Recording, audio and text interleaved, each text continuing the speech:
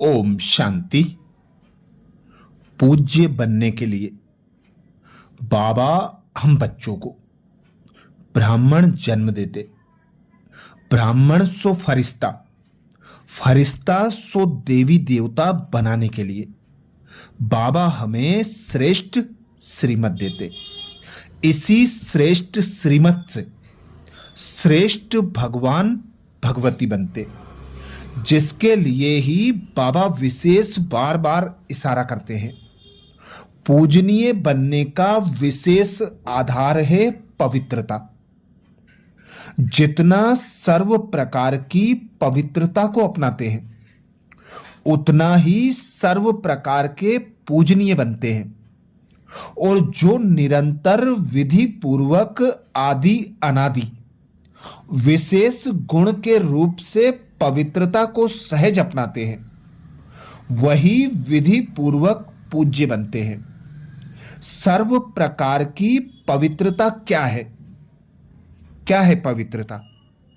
जो आत्माएं सहज स्वतः हर संकल्प में, बोल में, कर्म में व सर्व अर्थात ज्ञानी और अज्ञानी आत्माएं सर्व के संपर्क में सदा पवित्र वृत्ति, दृष्टि, वाइब्रेशन से यथार्थ संपर्क संबंध निभाते हैं। इसको ही सर्व प्रकार की पवित्रता कहा जाता है।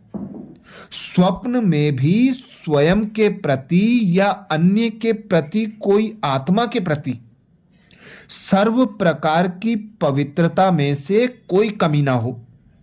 मानो स्वप्न में भी ब्रह्मचर्य खंडित होता है, वह किसी आत्मा के प्रति किसी भी प्रकार की ईर्षा, आवेश के वश कर्म होता या बोल निकलता, क्रोध के अंश रूप में भी व्यवहार होता, तो इसको भी पवित्रता का खंडन माना जाएगा। सोचो, जब स्वप्न का भी प्रभाव पड़ता है तो साकार में किए हुए कर्म का कितना प्रभाव पड़ता होगा। इसलिए खंडित मूर्ति कभी पूजनीय नहीं होती। खंडित मूर्तियां मंदिर में नहीं रहती, आज कल के म्यूजियम में रहती हैं। वहां भक्त नहीं आते, सिर्फ यही गायन होता है कि बहुत पुरानी मूर्तियां हैं। बस उन्होंने स्थूल अंगों को खंडित को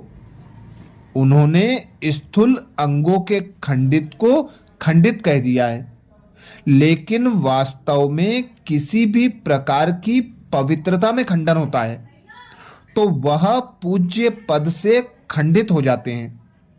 ऐसे चारों प्रकार की पवित्रता में खंडन होता है तो यह पूज्य पद भी खंडित हो जाता है। ऐसे चारों प्रकार की पवित्रता विधि पूर्वक है तो पूजा भी विधि पूर्वक है। मन, वाणी, कर्म में, संबंध, संपर्क में यही पवित्रता धारण होती है तो ही पवित्र पूज्य बनते हैं। और स्वप्न में भी पवित्रता, इसको कहते हैं संपूर्ण पवित्रता, पूजनीय बनने का आधार।